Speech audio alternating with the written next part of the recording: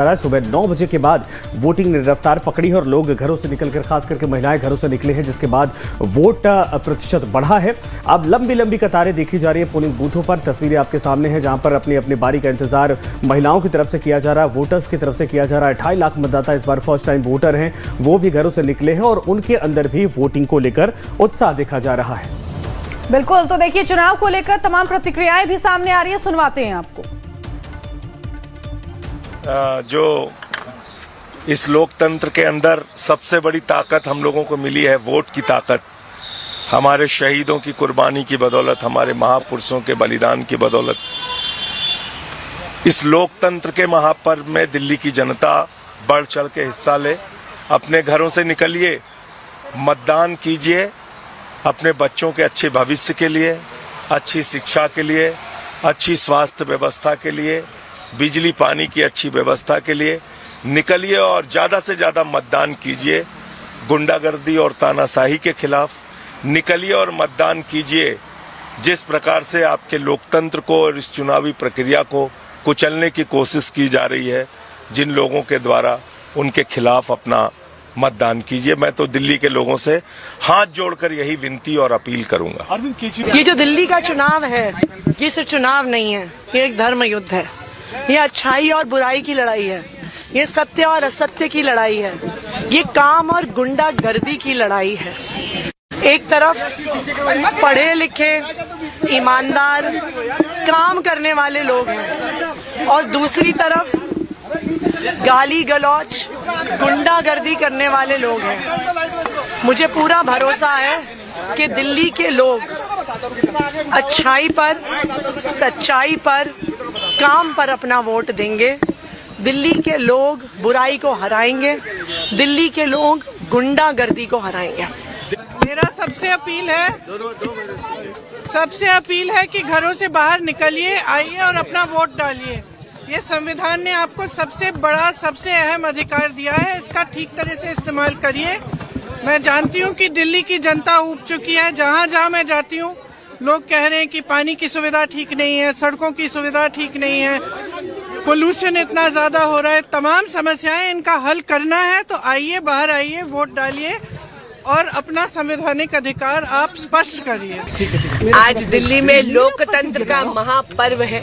मैं दिल्ली के देवतुल्य मतदाता से करबद्ध प्रार्थना करती हूं कि आज भारी संख्या में अपने अपने मतदान केंद्र में आकर ये जो लोकतंत्र का महापर्व है इसमें शिरकत करें और आकर अपना डेमोक्रेटिक राइट इसको एक्सरसाइज जरूर करें, ताकि विकसित राष्ट्र की एक विकसित राजधानी दिल्ली भी बन सके।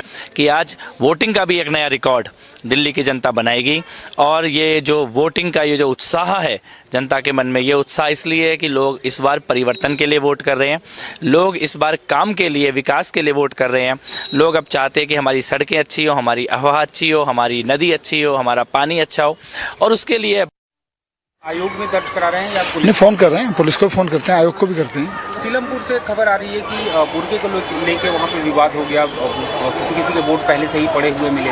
कैसे देखते हैं इस बात? नहीं, ये चुनाव आयोग अगर कुछ ऐसा हो रहा है तो उसको तुरंत संज्ञान लेके जांच करनी चाहिए इसकी, क्यों नहीं।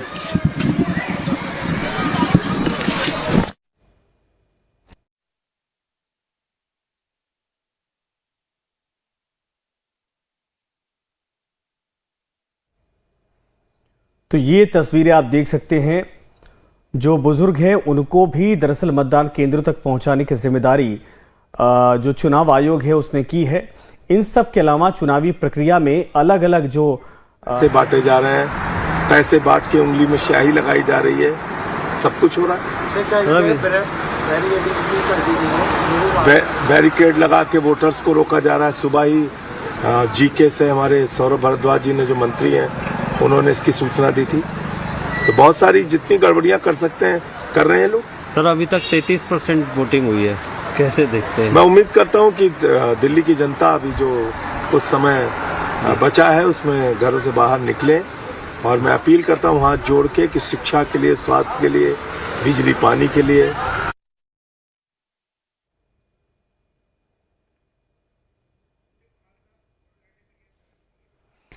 तो नीतू ये देखिए तस्वीरें, दरअसल ये अलग अलग तरीके से जो अब तक का अनुभव रहा है चुनावी प्रक्रिया, मतदान प्रक्रिया जैसे जैसे अपडेट होती गई उसको भी दिखाने के लिए कई जगहों पर इस तरीके से व्यवस्था की गई है। आप देख सकते हैं पुरानी जो पद्धतियां रही हैं फोटोज़ को देखने का, और इन सब के अलावा विकासपुर की तस्वीरें हैं और नए आधुनिक तौर पर जो अनुभव है उसको भी यहाँ दिखाया जा रहा है।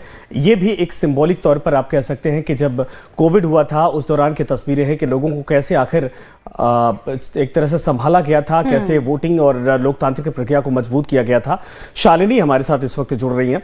शालिनी, क्या कुछ अपडेट है? अच्छी बात यह है कि 1 बजे तक 33-34% के आसपास ये आंकड़ा पहुंच चुका है। कई जगहों पर बम्पर वोटिंग है, कई जगहों पर ठीक ठाक वोटिंग परसेंट इस वक्त देखा जा रहा है। ओवरऑल अगर पूरे दिल्ली की बात कही जाए तो कैसा अब तक का देखा गया अब तक वोटिंग?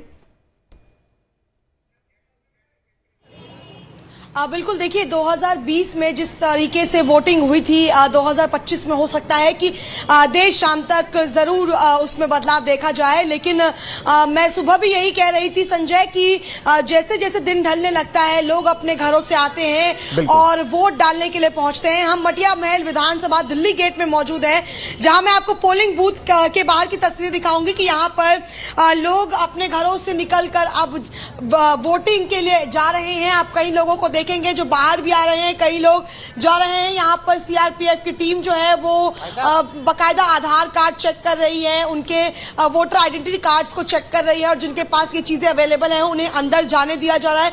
दिल्ली पुलिस की टीम भी यहाँ पर मौजूद है, लोगों को इंस्ट्रक्ट कर रही है और खासतौर पर जैसे जैसे दिन ढलने लगता है कई लोग प्रेफर करते हैं कि अर्ली मॉर्निंग्स में ना जाकर वो दिन के वक्त वोट करने जाएं। ऐसे में आप अभी भी देखेंगे कि कई ऐसे लोग हैं जो अपने जो वोटिंग सेंटर से अब बाहर निकल रहे हैं वोट डाल के, और खासतौर पर हो सकता है कि देर शाम तक साल 2020 का रिकॉर्ड भी टूट जाए।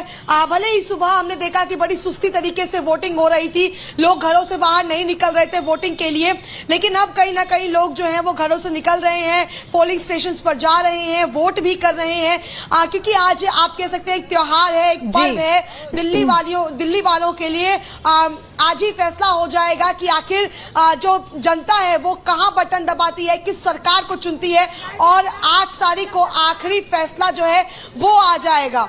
ठीक है, कमलेश भी हमारे साथ बने हुए हैं सदर बाजार से। कमलेश, सबसे पहले तो ये बताइएगा यहाँ पर वोटर्स में कितना उत्साह है और वोटिंग परसेंटेज यहाँ का अभी इस वक्त क्या कुछ रहा। और सदर बाजार की अगर हम बात कर रहे हैं, काफी बड़ा मार्केट है चांदनी चौक से लगा हुआ, तो क्या यहाँ पर कुछ इस तरह के डिस्काउंट्स दुकानदारों ने रखे हैं कि अगर आप वोट करते हैं तो हमारी दुकान से आपको कुछ ऑफर मिलेगा, कुछ डिस्काउंट मिलेगा? इससे पहले भी कई बार इस तरह की तस्वीरें हमने देखी हैं। नहीं, देखिए सदर बाजार का जो इलाका है कंप्लीट बंद है, क्योंकि आज नेशनल हॉलीडे है और इसलिए पूरा व्यावसायिक प्रतिष्ठान बंद है। लेकिन उससे पहले मैंने दिल्ली के कई अलग अलग क्षेत्रों का जायजा लिया और मैंने खुद देखा कि शहरी इलाकों से ज़्यादा जो जिसको आप कह सकते हैं कि अनऑथराइज्ड कॉलोनी है या झुग्गी झोपड़ी कहते हैं, वहाँ बम्पर वोटिंग हो रही। वहाँ मैंने देखा, एक रिपोर्ट भी मैंने आप कुछ देर के बाद अब देखेंगे कि वहाँ एक उत्सव सा माहौल है। मैंने देखा है कि लोग झुंड में झुंड आ रहे हैं, महिलाओं का जैसा लगा रेला कलेरा चला, घरों से निकल के आ रहा है और वोटिंग बूथ पे आ रहा है और वोट कर रहा है। और जब मैंने उनसे पूछा भी कि क्या है माहौल, तो जाहिर सी बात है कि एक मुस्कुराहट जो उनके चेहरे पे बिखरता है और कहते हैं कि जो मिल रहा था वो तो ठीक था, लेकिन और कुछ होना चाहिए। तो निश्चित रूप से ये उत्साह किसी और इशारा करती है। क्या ऐसा है कमलेश कि अब वहां के लोग बदलाव चाहते हैं? हिसाब से का 35% है। देखिए, मुझे तो लगा कि वहां जहां पे मैं झुग्गी झोपड़ी में गया था आज से 1 महीना पहले, तो उस समय जो 70% आबादी जो थी कम से कम वो बदलाव के पक्ष में नहीं दिखती। लेकिन आज जो मैंने एक तरह से लोगों से व्यक्तिगत बातचीत भी की, उसमें लगा कि कहीं ना कहीं बदलाव की बयार उनके कानों तक भी पहुंच गई है और अब वो सुस्ती और या कह सकते हैं कि वो अब उब चुके हैं। उबाहट एक खास देखी गई और कहीं ना कहीं एक उत्कंठा या जो अब लालसा होती है कि कुछ और पाने की, बेहतर पाने की, क्या इसके पीछे वो ये भी लोगों को वजह दिखाई हो पड़ा सकती था। है कमलेश की शुरुआत में जिस तरह से चुनाव प्रचार चला रहा था और इस चुनाव प्रचार में हमने बदलता हुआ ये चुनाव प्रचार देखा, मुद्दे शुरुआत में कुछ और थे लेकिन उसके बाद धीरे धीरे चीजें बदलती रही, तो इसके पीछे ये भी एक वजह हो सकती है जैसा आप कह रहे हैं कि शुरुआत में लोगों के मन में था कि ठीक है जो है अभी वो बिल्कुल सही है लेकिन अब शायद बदलाव होना चाहिए।